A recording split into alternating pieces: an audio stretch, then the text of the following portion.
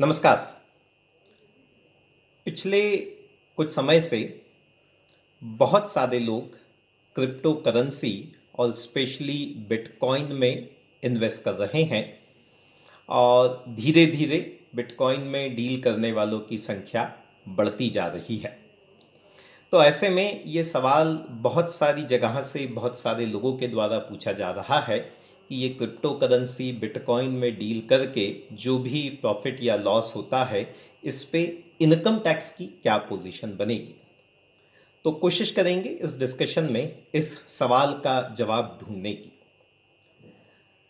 Indian income tax act में crypto currency को लेके कोई बहुत स्पेशल प्रोविज़न नहीं है, जो स्वाभाविक भी है। ये नया ट्रेंड है और इनकम टैक्स एक्ट अभी तक उस तरफ अपना ध्यान नहीं दे पाया है। पर इसका मतलब ये नहीं है कि क्रिप्टो करेंसी में डील करके जो भी प्रॉफिट हो रहा है, जो भी इनकम हो रही है, उस पर टैक्स लगेगा ही नहीं।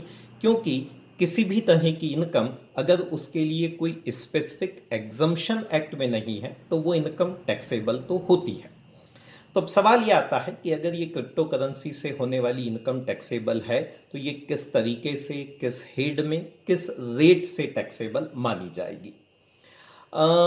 जो हमारा इनकम टैक्स एक्ट अभी की स्थिति में जिस तरह के वहाँ प्रोविज़न है और दूसरी कंट्रीज़ में क्रिप्टो करेंसी की टैक्सेबिलिटी की जो इशू है जो सिचुएशन है, उसके हिसाब से हम ये कह सकते हैं कि इंडियन इनकम टैक्स एक्ट के हिसाब से भी क्रिप्टो करेंसी में डील करके होने वाली कोई भी इनकम कैपिटल गेन्स के रूप में टैक्सेबल होगी। चूंकि इनकम टैक्स एक्ट कहता है कि profits from transfer of any property is taxable as capital gains. Crypto currency में जो मेरा इन्वेस्टमेंट है वो भी एक तरह की प्रॉपर्टी है और इसलिए उसमें डील करके जो भी प्रॉफिट मैं अर्न कर रहा हूँ, वो प्रॉफिट कैपिटल गेन्स में टैक्सेबल माना जाएगा। तो जैसे ही हम कैपिटल गेन्स की टैक्सेबिलिटी की बात करते हैं, तो सवाल आता है कि ये कैपिटल गेन्स लॉन्ग टर्म होगा या फिर शॉर्ट टर्म होगा। चूंकि क्रिप्टो करेंसी के लिए कोई अलग से रूल नहीं है, तो क्रिप्टो करेंसी के ट्रांजैक्शन को लॉन्ग टर्म कैपिटल गेन तभी माना जा सकेगा जब मेरा होल्डिंग पीरियड क्रिप्टो करेंसी में 36 महीने से ज़्यादा हो। 36 महीने से ज़्यादा का होल्डिंग पीरियड होने पे जो कैपिटल गेन होगा वो लॉन्ग टर्म माना जाएगा। और जैसा शायद हम जानते हैं कि लॉन्ग टर्म कैपिटल गेन अगर होता है तो रेट ऑफ टैक्सेशन कम होती है, 20% की रेट हो जाती है और इंडेक्सेशन का बेनिफिट मिलता है। लेकिन प्रैक्टिकल पोजीशन यह है कि क्रिप्टो करेंसीज में, बिटकॉइन में शायद ही कोई 36 महीने तक की अपनी होल्डिंग रखता है। सो अगर 36 महीने से पहले ही क्रिप्टो करेंसी को, बिटकॉइन को सेल कर दिया गया है, तो फिर जो भी प्रॉफिट होगा वो शॉर्ट टर्म कैपिटल गेन माना जाएगा। और यह short term capital gain normal rate से, इन्वेस्टर की जो भी नॉर्मल स्लैब रेट है, जिस रेट पे उसकी बाकी दूसरी इनकम टैक्सेबल होती है, उसी रेट पे क्रिप्टो करेंसी से होने वाला शॉर्ट टर्म कैपिटल गेन भी टैक्सेबल माना जाएगा।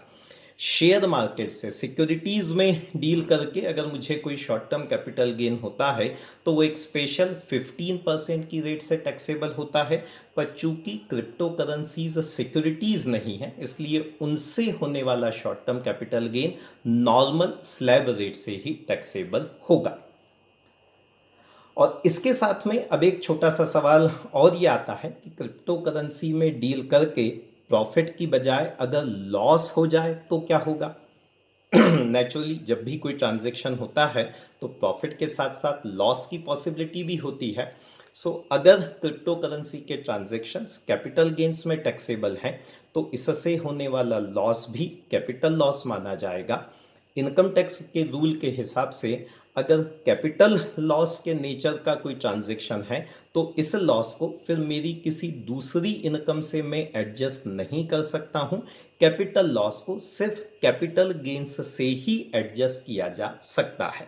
सो क्रिप्टो करेंसी के ट्रांजैक्शन से होने वाला लॉस मेरे किसी दूसरे कैपिटल गेन से तो एडजस्ट हो पाएगा, पर किसी दूसरे हेड की इनकम, मेरी सैलरी इनकम, मेरी बिजनेस इनकम से मैं इस लॉस को एडजस्ट नहीं कर सकूंगा। ये आज की तारीख में जो इंडियन इनकम टैक्स की पोजीशन है, उसके हिसाब से क्रिप्टो करेंसी के ट्रांजैक्शन की टैक्सेबिलिटी होती है। धन्यवाद। नमस्कार।